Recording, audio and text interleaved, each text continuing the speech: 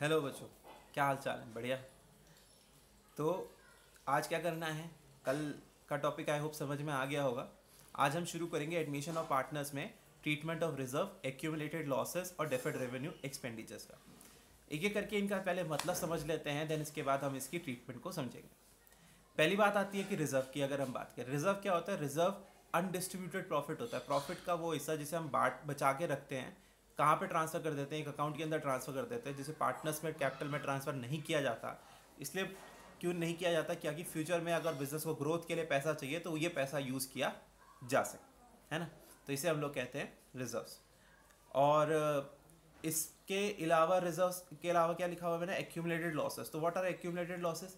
Accumulated losses क्या होते हैं? कभी कभी लॉस जो होता है वो पूरा का पूरा पार्टनर्स कैपिटल में ट्रांसफर नहीं किया गया होता, उसको एक अकाउंट बैलेंस शीट में दिखा रहे होते हैं एसेट साइड में। उसका किस तरह से दिख रहा होता है? प्रॉफिट एंड लॉस अकाउंट अगर एसेट साइड में दिख रहा है तो वो एक्यूमुलेटेड लॉस है। तो अब उसको क्या करना है, उसको कैसे ट्रीट करना है वो सीखेंगे।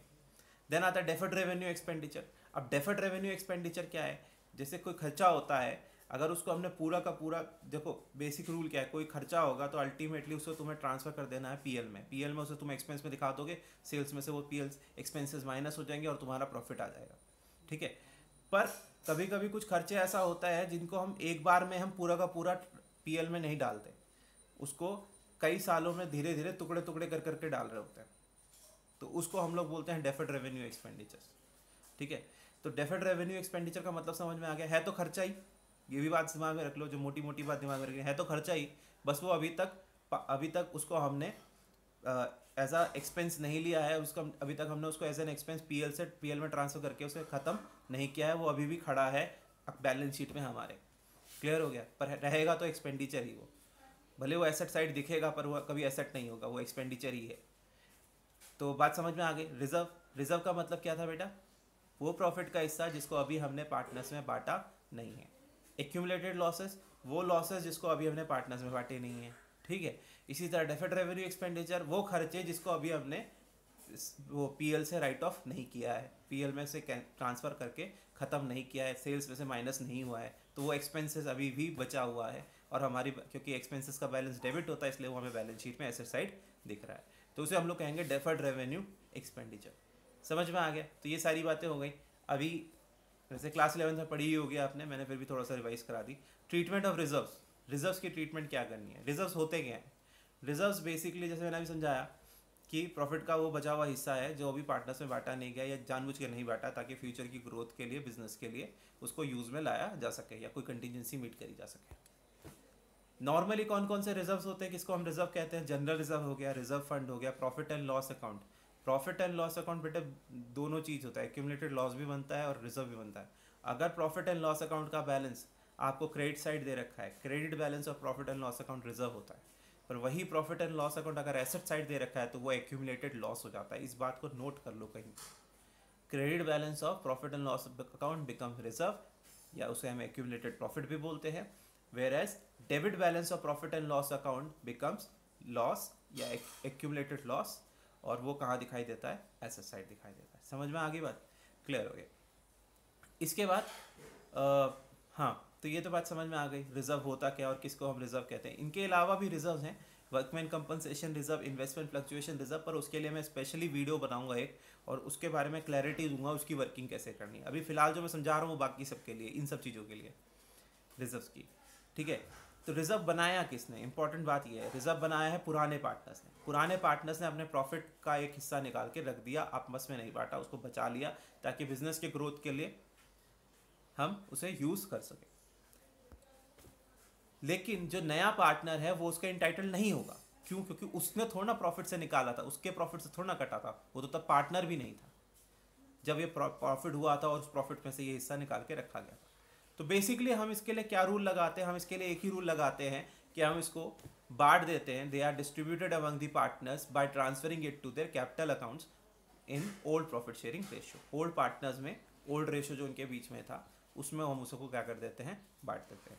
नए पार्टनर उसके लिए इंटाइटल नहीं होता, इसलिए उसकी बारी नहीं आती। ओल्ड पार्टनर्स में ओल्ड रेशियो में उसको बांट दिया जाता है।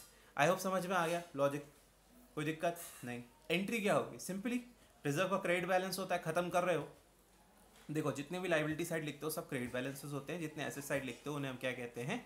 Debit balances. तो लाइबिलिटी की साइड है, रिजर्व लाइबिलिटी साइड शो करते हो आप, ठीक है। तो आप उसको खत्म करोगे तो आप उसको यानी क्रेडिट बैलेंस से खत्म करने के लिए तुम क्या कर दोगे, उसको डेबिट कर दोगे। और ओल्ड पार्टनर्स में उसको ट्रांसफर करना है, रिजर्व है उनके अकाउंट में जाएगा, उनकी कैपिटल बढ़ेगी तो उनकी कैपिटल क्या हो जाएगी, क्रेडिट हो जाएगी। सिंपल रूल है, कैपिटल बढ़ती है तो क्रेडिट होती है, घटती है तो डेबिट होती है। तो एंट्री जो होगी वो कुछ आपकी ये होगी, रिजर्व अकाउंट डेबिट होगा और ओल्ड पार्टनर्स के कैपिटल अकाउंट में जो अमाउंट है वो क्या हो जाएगा, आपका ट्रांसफर हो जाएगा। तो एंट्री कुछ इस प्रकार है कि रिजर्व अकाउंट डेबिट होगा, ओल्ड पार्टनर्स का कैपिटल अकाउंट आपका क्या हो जाएगा, क्रेडिट हो जाएगा। आई होप समझ में आ गया कि एंट्री क्या होगी, कैसी होगी, कोई दिक्कत नहीं, पक्का समझ में आ गया, ठीक है। तो ये हो गया, लिख लो इस एंट्री को, इंपॉर्टेंट है। जब भी आप कोई रिजर्व देखोगे तो आपको उसको क्या करना है, डेबिट करना है और उसको ओल्ड पार्टनर्स के ओल्ड रेशियो में उसके क्या कर देना है, बांट देना है। इस पूरे चैप्टर में एक बेसिक बात बताओ, सब कुछ ओल्ड पार्टनर्स ओल्ड रेशियो में होता है, सिर्फ एक गुडविल ट्रीटमेंट ही है जो आपकी किस में होगी, सेक्रीफाइसिंग रेशियो में होगी, ठीक है। अब treatment of accumulated losses and deferred revenue expenditures, मैंने अभी तुम्हें बताया ट्रीटमेंट एक्यूमुलेटेड लॉसेस क्या होते हैं। If there are some accumulated losses in form of debit balance or profit and loss account appearing in the balance sheet of the firm, बताया था मैंने, अगर profit and loss account debit balance यानी asset side जो PL account दिख रहा है, वही पीएल अकाउंट अगर लाइबिलिटी साइड दिखता है तो रिजर्व हो जाता है, लेकिन वही पीएल अकाउंट अगर डेबिट साइड दिख रहा होता है तो वो एक्यूमुलेटेड लॉस होता है, ठीक है। या आपका डेफर्ड रेवेन्यू एक्सपेंडिचर, जैसे मैंने एग्जांपल दिया आपको, एडवर्टीजमेंट सस्पेंस अकाउंट या फिर मिसलिनियस एक्सपेंडिचर अकाउंट, तो ये आपके एग्जांपल हो जाते हैं डेफर्ड रेवेन्यू एक्सपेंडिचर। अगर आप इनको देखते हैं तो या तो आप पीएल अकाउंट का डेबिट बैलेंस देखें या फिर एडवर्टीजमेंट सस्पेंस या मिसलिनियस एक्सपेंडिचर अकाउंट अगर आप बैलेंस शीट के डेबिट साइड में देखेंगे, बेसिकली ये नुकसान है, लॉसेस हैं। जब प्रॉफिट नहीं दिया तो लॉस में इसका क्यों हिस्सा बना रहे हो नए पार्टनर को, इसलिए इसको भी तुम्हें क्या करना पड़ेगा, इसको भी खत्म करना पड़ेगा और पार्टनर्स के ओल्ड पार्टनर्स के कैपिटल अकाउंट में ट्रांसफर कर देना पड़ेगा। बात समझ में आ रही है। इनको भी, चाहे वो एक्यूमुलेटेड लॉस हो चाहे वो डेफर्ड रेवेन्यू एक्सपेंडिचर्स हो, इनको भी तुम्हें राइट ऑफ करना है और इनको भी तुम्हें ट्रांसफर कर देना है।